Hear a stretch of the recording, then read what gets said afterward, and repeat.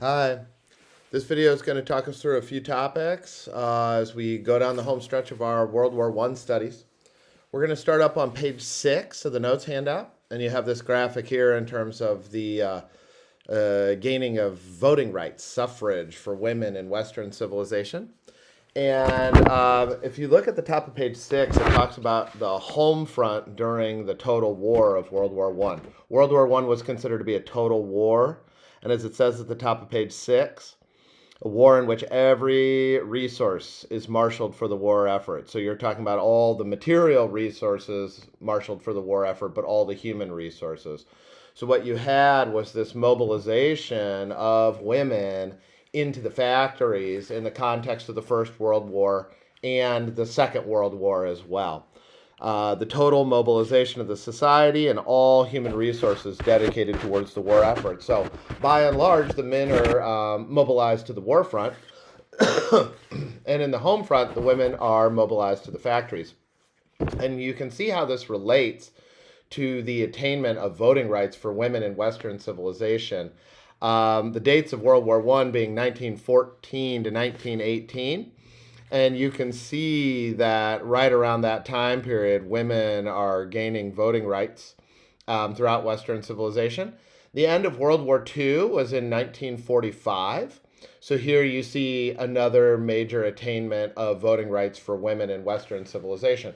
This is the recognition of women's critical public role in the war efforts. Without women's efforts in the factories, these societies would have completely collapsed and buckled under the strain of these total war efforts. So, with this enormous contribution that the women are making on the home front in the factories, making sure the society is kept in these conflicts, you have the attainment of voting rights and the recognition of women's public contributions to the society at large. A good case in point of this phenomenon is Switzerland. You see here, Switzerland on a national level, women did not get the right to vote until 1971. And that is the big outlier is Switzerland. And maybe you know a thing or two about Switzerland that would explain that. Switzerland is a historically neutral country because they're in the Alps. So they didn't have any World War I experience of women being mobilized to the home front, to the factories, I should say. And they didn't have any World War II experience of women being mobilized to the factories to help out on the home front. They weren't in World War I and World War II. Women do not get the right to vote there until 1971. In terms of local elections, the last Swiss, they call them cantons. That means like a province or a state is what we would call it. For women to attain local voting rights. This is 1971, was on a federal level, but local voting rights 1991. So not all Swiss women had equal voting rights to all Swiss men until 1991. It tells you a lot about the impact of the total war experience of World War I and World War II in a lot of these societies. It definitely played a role in hastening, that means bringing about quicker, female voting rights and representation. Okay, we're going to hop around some topics. Here we're going to next look at Lenin on pages 7 and 8. I had assigned this background reading, but let's just talk through this here briefly together. You can jot down some notes about this on page 8. So Lenin, coming out of the disaster of the First World War, basically Lenin is saying, like, don't give up on secular humanism. You know, there's all these challenges to these modern Western outlooks and belief systems of secular humanism and technology and science as indicators of progress and social Darwinism and, this is supposed to say white supremacy here, nationalism, et cetera, et cetera. Lenin, coming out of the disaster of World War I, his big message was don't give up on secular humanism. World War I doesn't discredit secular humanism. So don't take that as your takeaway point. Lenin's argument is World War I discredits liberalism. Specifically, and he's a socialist communist, okay? He's a Marxist. So, he's going to be a critic of liberalism, obviously. But his big argument was Liberalism created the disaster, specifically capitalism, created the disaster of the First World War. As he says, that doesn't discredit secular humanism altogether. Just give up on liberalism, but, the future is socialist, Marxist, secular humanism. For Lenin, capitalism necessarily engenders greed. And these Western powers, they imperialize the whole world, looking for more raw materials and more captive markets to send their goods and make money. But when they after they took over the whole world, and they didn't have any more territory to conquer and markets to capture, et cetera, Lenin said, well, but capitalism demands ever more revenue streams and profits. These global superpowers who had imperialized the entire globe had no other choice in terms of avenues of future revenue and profit than to turn in on themselves. And this is Lenin's big rationale and explanation from a socialist communist perspective for the causes of World War I. So he said, don't give up on secular humanism. Give up on liberalism. And, liberalism, according to Lenin, is a bad, toxic, harmful environment that, based in Locke's blank slate, will have bad, toxic results. Instead, we should move towards socialist Marxism, argues Lenin. And the war showed us how detrimental, harmful liberalism is. But don't give up in the belief in secular humanism. Just shift your allegiance and your belief to socialist, Marxist, secular humanism. So this is going to be an environment where people become increasingly cooperative and help each other out. And this will lead us, human beings, to progression. Science and technology will not be used to destroy other human beings. It will be used to uplift all of humanity and make their standard of living better. The Marxist rejects the idea of social Darwinism and instead calls for the strong to aid the weak instead of to eat them, as the case may be. And the Marxist also rejects white supremacy and nationalism as fake, fraudulent identities meant to divide the underclass and pit them against each other.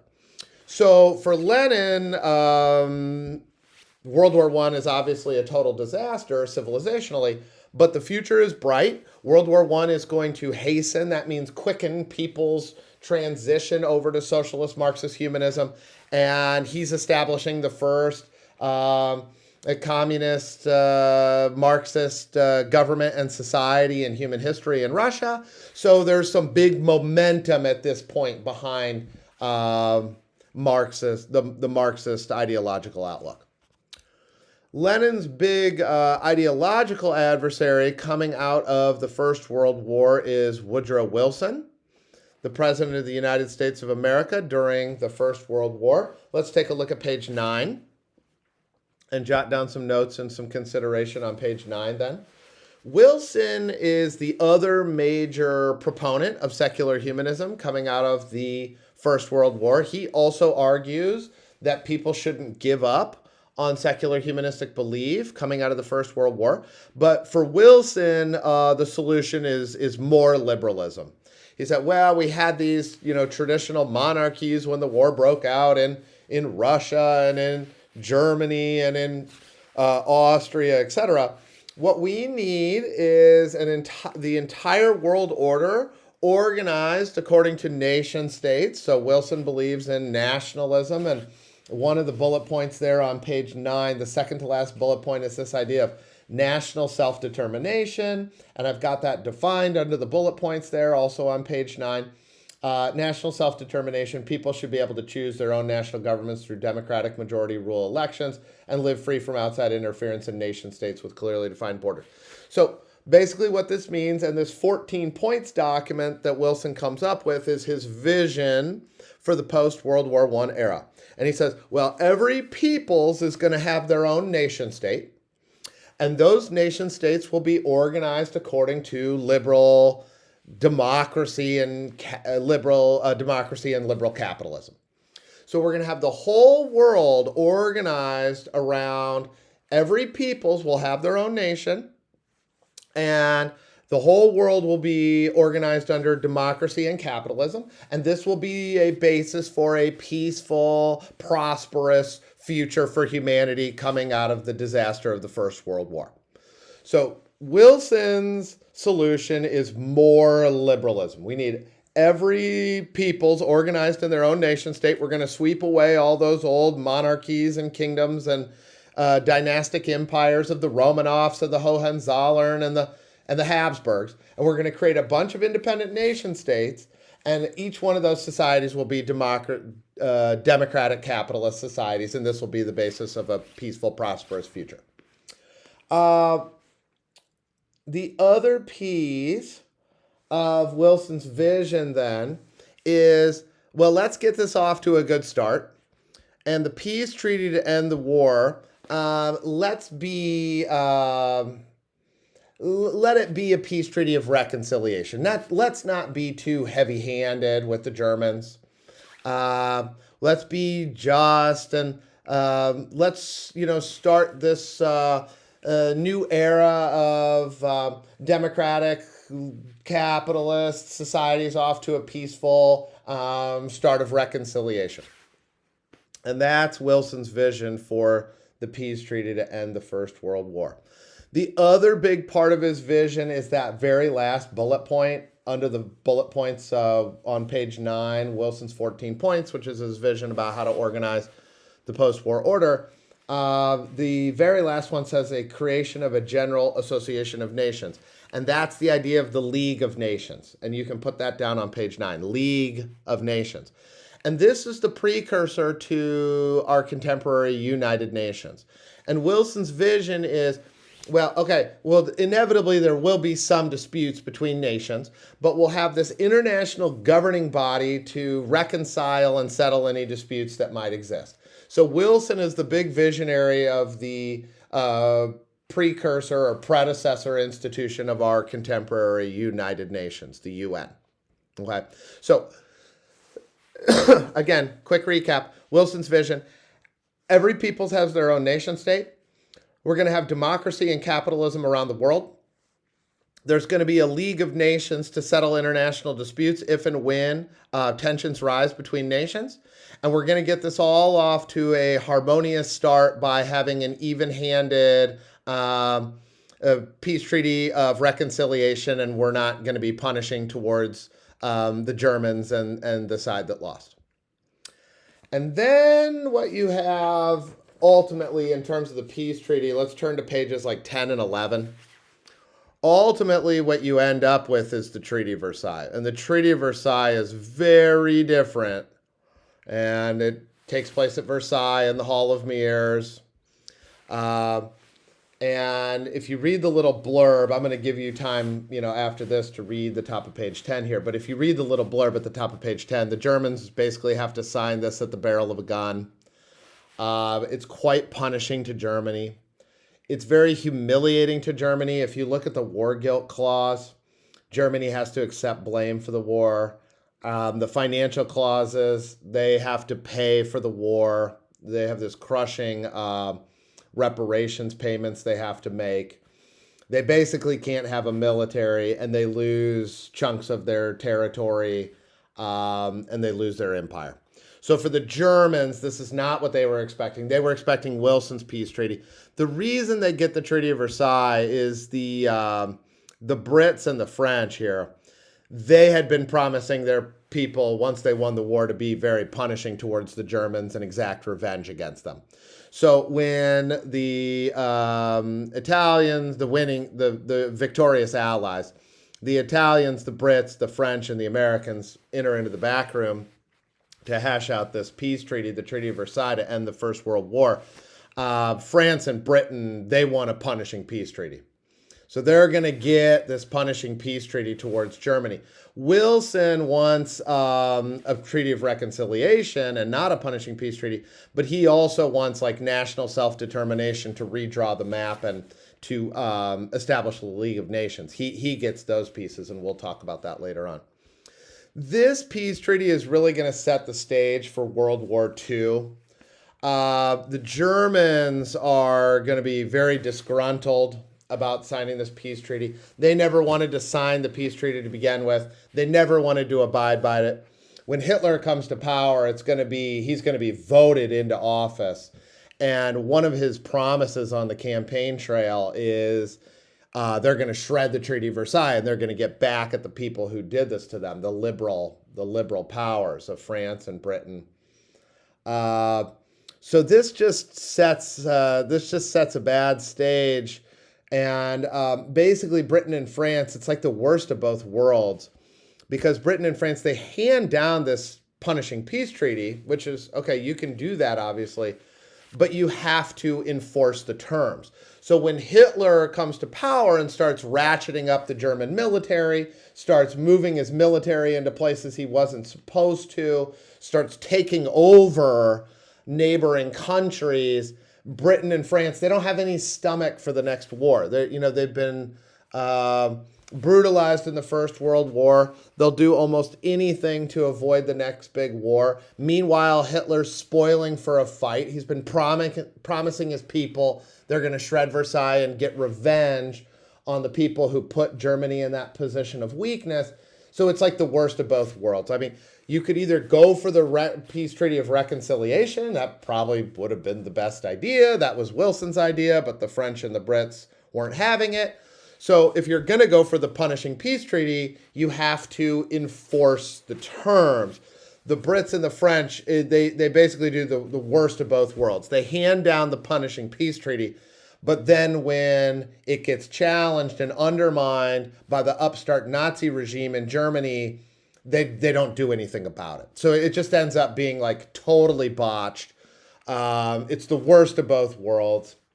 And it immediately starts setting the stage for the next major disaster that the civilization inflicts upon itself. World War II begins in 1939. The Treaty of Versailles is signed in 1919, and World War II begins in 1939.